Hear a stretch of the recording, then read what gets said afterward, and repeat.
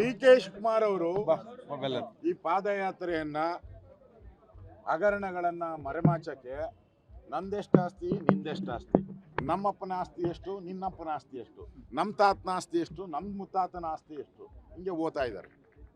ಇಲ್ಲಿ ಇಡೀ ಕರ್ನಾಟಕದಲ್ಲಿ ದಲಿತರ ಜಮೀನನ್ನ ನುಂಗಿ ಅವ್ರ ಹೆಸರಲ್ಲಿ 14 ಸೈಟು ನುಂಗಿರುವಂಥ ಸಿದ್ದರಾಮಯ್ಯನವರು 14 ಸೈಟುಗಳು ಕಕ್ಕಬೇಕು.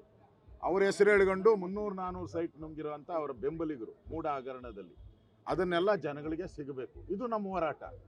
ಇನ್ನೊಂದು ಕಡೆ ದಲಿತ ಅಧಿಕಾರಿಗಳು, ನಿಷ್ಠಾವಂತ ಅಧಿಕಾರಿ ಆತ್ಮಹತ್ಯೆ ಮಾಡಿಕೊಂಡು 187 ಕೋಟಿ ದಲಿತರ ಹಣವನ್ನು ನುಂಗಿದ್ದಾರೆ. ಅದರ ವಿರುದ್ಧ ನಮ್ಮ ಹೋರಾಟ. ನಿನ್ನೆನೂ ಕೂಡ ಒಂದು ದಲಿತರ PSI ನಮ್ಮ ಮೇಲೆ PSI ಹಗರಣ ಅಂತ ಹೇಳಿದ್ರು.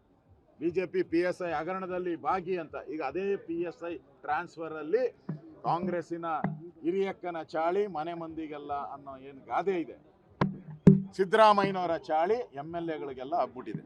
MLA ಕೇಳ್ತಾನೆ 30 ಲಕ್ಷ. ಅವ್ರು ಹೇಳ್ತಾನೆ ಅವರ ಅಮ್ಮ ಕಂಪ್ಲೇಂಟ್ ಅವ್ರ ಹೆಂಡತಿ ಕೊಟ್ಟಿದ್ದಾರೆ, ನನ್ನ ಏರಿಯಾದಲ್ಲಿ ಒಬ್ಬ ದಲಿತನೂ ಇರಬಾರ್ದು, ನೀನು ಹೆಂಗೆ ಬಂದೆ, ಇಷ್ಟು ದಿನ 7 ತಿಂಗಳಿದ್ದಿದೆ ನಿಂದು ಹೆಚ್ಚು, ನೀನು ಇಲ್ಲಿಂದ ತೊಲಗಬೇಕು ಅನ್ನೋ ಮಾತನ್ನೇ ಹೇಳಿದ್ದಾರೆ. ಅವ್ರ ಕಂಪ್ಲೇಂಟಲ್ಲೇ ಲಾಡ್ಜ್ ಆಗಿದೆ. FIR ಹಾಕೋಕ್ಕೆ 18 ಗಂಟೆಗಳು ತಗೊಂಡ್ಕೊಂಡಿದ್ದಾರೆ. COD ತನಿಖೆ ಮಾಡೋಕ್ಕೆ 10 ನಿಮಿಷದಲ್ಲಿ COD ತನಿಖೆ. ಯಾರು ಕೇಳಿದ್ರು ನಿಮ್ಮನ್ನು ಯಾರು ಕೇಳಿದ್ರು? ಓ ಆಸ್ಕ್ ಯು, ನಿಮ್ಮನ್ನು ಯಾರು ಕೇಳಿದ್ರು? ನೀವು ಕೇಳಲಿಲ್ಲ. COD ತನಿಖೆ ಮುಚ್ಚಾಕಕ್ಕೆ ಅವರ ಕುಟುಂಬದವ್ರು ಕೇಳ್ತಾ ಇದ್ದಾರೆ. CBI ತನಿಖೆ. ಈ ವಿಚಾರ ಮೇಲೆ ನಾವು ಪಾದಯಾತ್ರೆ ಮಾಡ್ತಾ ಇರೋದು. ಇಡೀ ಕರ್ನಾಟಕದಲ್ಲಿ ಈ ಟ್ರಾನ್ಸ್ಫರ್ ದಂಧೆಯ ಗಬ್ಬು ನಾತ ಕಾಂಗ್ರೆಸ್ ಸರ್ಕಾರವನ್ನು ಸುತ್ತಕೊಂಡ್ಬಿಟ್ಟಿದೆ. ಈ ಗಬ್ಬು ನಾತದಿಂದ ಜನ ಹೊರಗಡೆ ಬರಬೇಕು ಅಂತ ಫ್ರೆಶ್ ಏರ್ಗೆ ಆಸೆ ಪಡ್ತಾ ಇದ್ದಾರೆ. ಆ ಫ್ರೆಶ್ ಏರ್ ಸಿಗಲಿ ಅಂಥೇಳಿ ನಾವು ಬೆಂಗಳೂರಿಂದ ಮೈಸೂರವರೆಗೂ ಮಾಡ್ತಾ ಇದ್ದೀರಿ. ನೀನು ಡಿ.ಕೆ. ಶಿವಕುಮಾರ್, ನೀನು ಇದನ್ನು ಡೈವರ್ಟ್ ಮಾಡ್ತೀಯಲ್ಲ, ನಿನಗೆ ನಾಚಿಕೆ ಆಗಲ್ವಾ? ನಿಮಗೆ ನಿನ್ನ ಯಾರು ಕೇಳಿದ್ರು ನಿನ್ನ ಆಸ್ತಿ ಎಷ್ಟು ಅಂತ, ಇನ್ನೊಬ್ಬರ ಆಸ್ತಿ ಎಷ್ಟು ಅಂತ ಇದು ಕಳೆದ 30 ವರ್ಷದಿಂದ ಇದೇ ಡೈಲಾಗ್ಗಳು ಕೇಳ್ತಾ ಇದ್ದೀರಿ. 30 ವರ್ಷದ ಹಿಂದೆ ಅದೇ, ಇನ್ನು 30 ವರ್ಷ ಹೋದ್ರು ಇದೆ. ಬಿಟ್ಬಿಡಿ ಇದನ್ನ.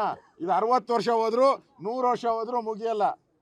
ಇದು ಕೋಟೆಗಳ ಒಡೆದಾಟ. ಇದು ನಿಮ್ಮ ಕೋಟೆಗಳೆಲ್ಲ ಬಿಟ್ಬಿಡ್ರಿ ಸ್ವಾಮಿ.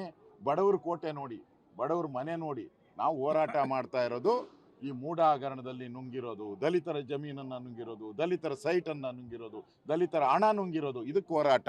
ಇದು ನಾವು ವಿಚಾರಗಳನ್ನು ಇಟ್ಕೊಂಡು ಹೊರಡ್ತಾ ಇದ್ದೀರಿ. ಇದನ್ನು ಯಾವುದೇ ಕಾರಣಕ್ಕೂ ಡೈವರ್ಟ್ ಆಗೋಕ್ಕೆ ಬಿಡಲ್ಲ. ಇವತ್ತಿಂದ ಆದರೂ ಕೂಡ ಈ ವಿಚಾರದಲ್ಲೇ ನಮ್ಮ ಹೋರಾಟಗಳು ನಡಿಬೇಕು ಅನ್ನೋದು ನನ್ನ ಆಗ್ರಹ.